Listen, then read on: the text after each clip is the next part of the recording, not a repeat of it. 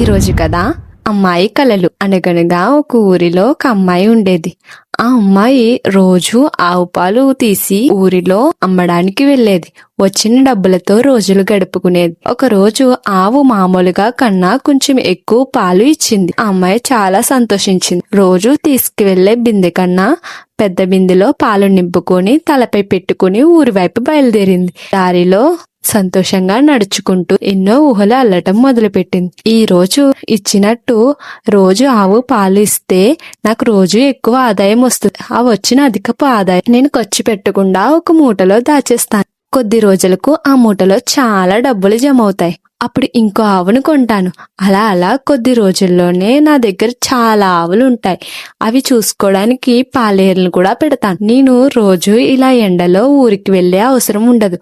అప్పుడు నేను కూడా తెల్లగా అయిపోతాను. వెళ్ళి ఒక కొత్త